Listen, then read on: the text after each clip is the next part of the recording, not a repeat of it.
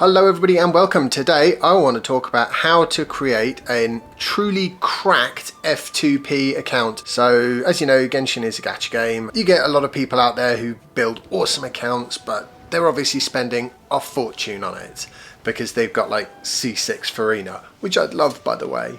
But anyway, I recently created like three and a half months ago, I think. Actually, no, 4 months now.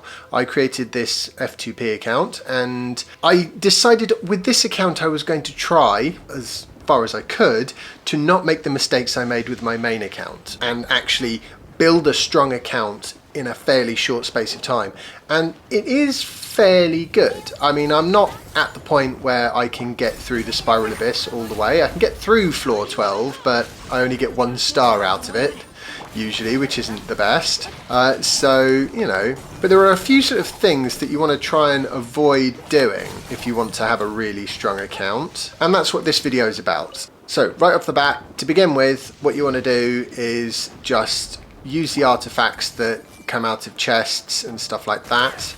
And don't worry about doing any artifact domains or anything like that until you get to AR45. The basic principle with building a really great Genshin account, a really powerful account at any rate, is it's that idea that a sort of 50 kilo person in stiletto heels exerts more pressure than an elephant.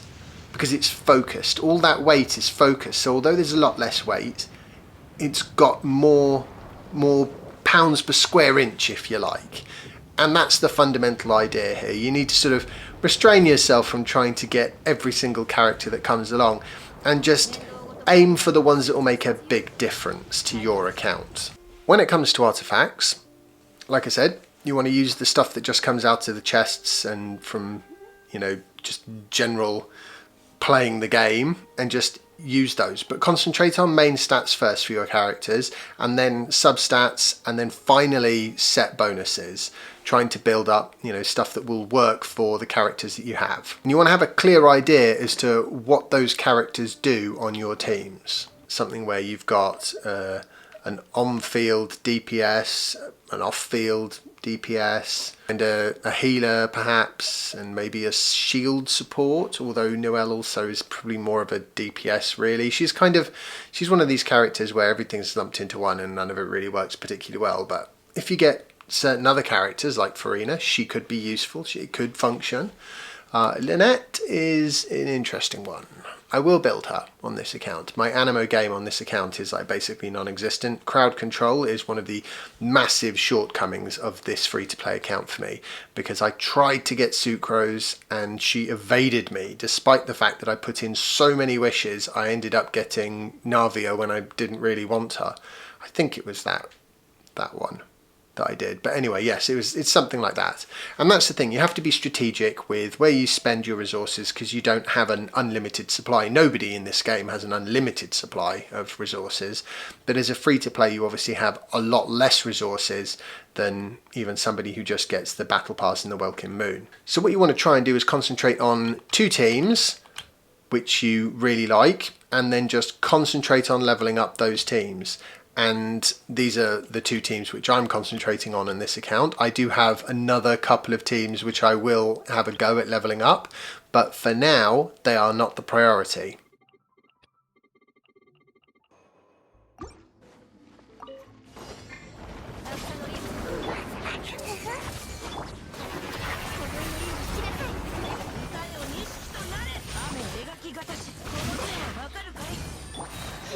You want to be strategic with which characters you pull for. I was desperate to get my hands on a Cookie Shinobu, but I knew that if I failed to get her, then I would be able to get Raiden. As it turns out, I got Raiden anyway, so that's fine. I wanted a Hyper Bloom trigger because I decided that I wanted to go for a Hyper Bloom team on one side.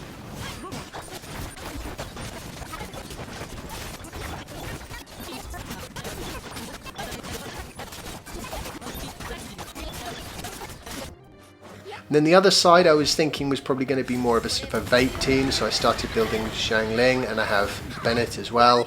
But then I got a Chevreuse, who I like very much, especially for the open world because of her skill healing. It's not tied to her burst. And so I used Navia initially with Noel, and then I decided, I was going to try and get Nouvellette and slot him into this team instead of Barbara, just with Nouvellette. This would actually be a really good team. However, although it would have been a really good team, this was the team that I'd invested most into the artifacts, the talent levels, character levels, all the rest of it. So when Chiori came along, and I figured would pair quite well with Navia, and she does, I thought, yeah, that's what I'll do. I'll go for that. And this team, you know, it works.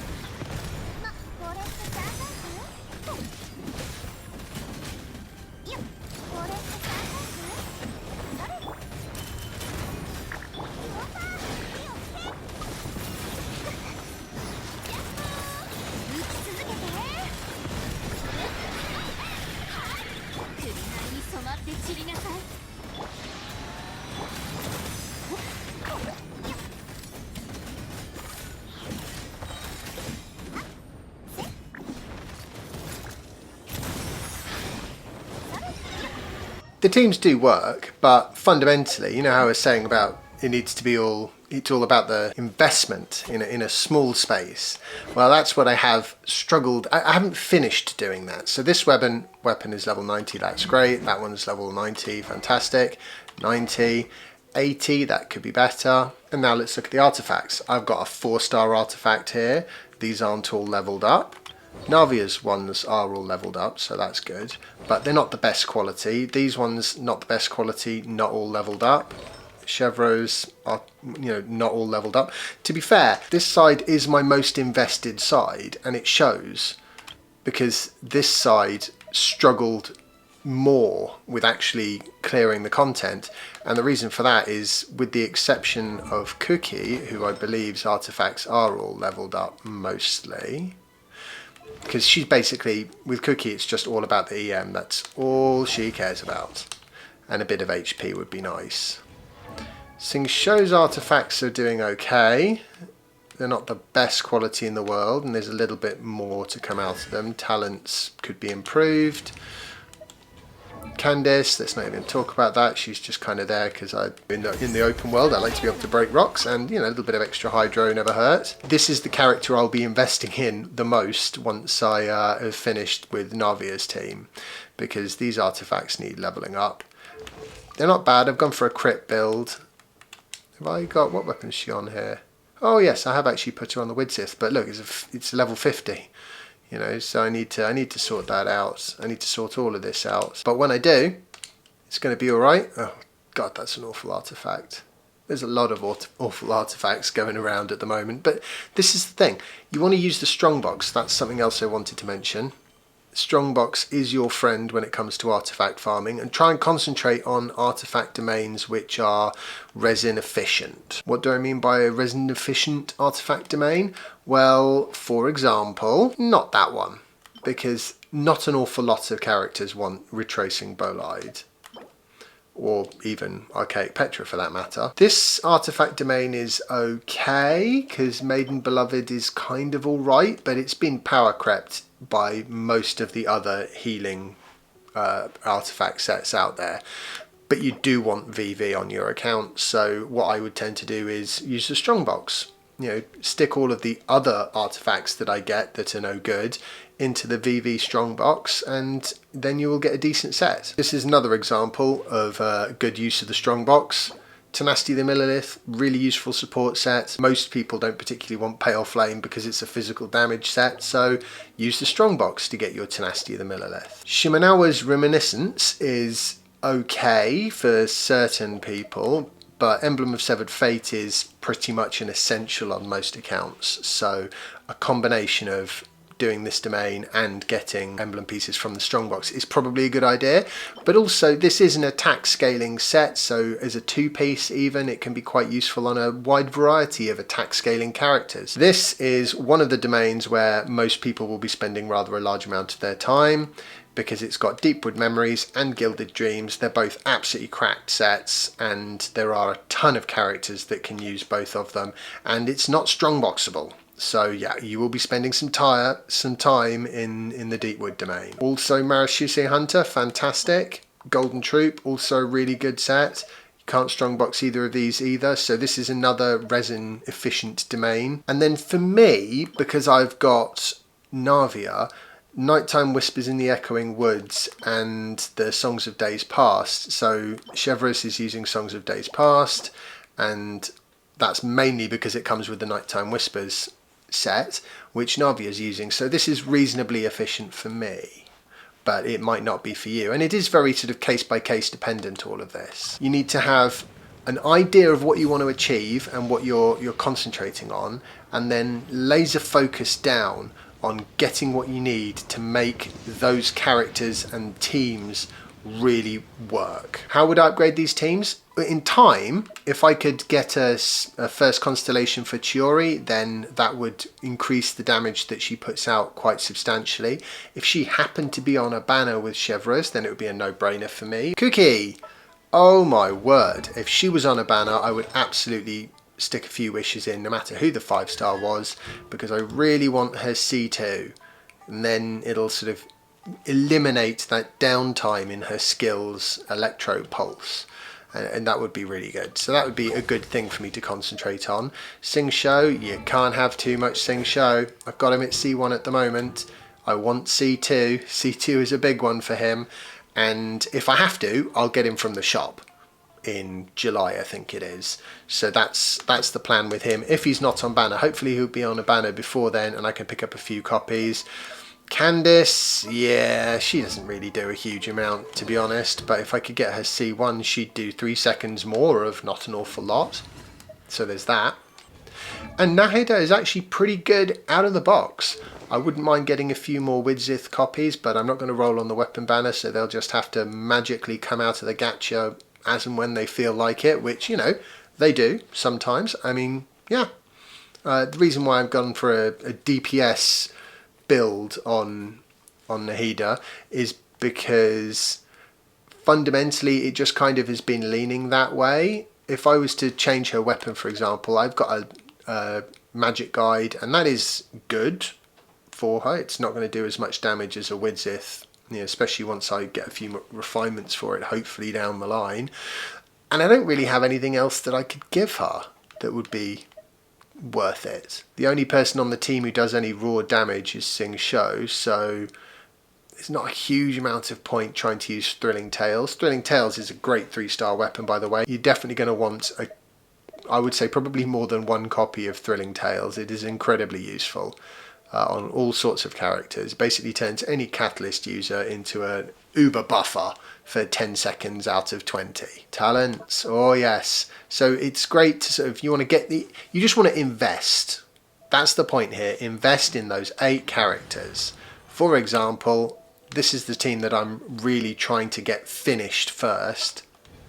Navia, her skill is absolutely going to be crowned the first time I get an opportunity to, which will hopefully be in a few days' time. I do need to work on her artifacts. This is no good. The crit rates and the crit damage, both far too low. The ER is fine.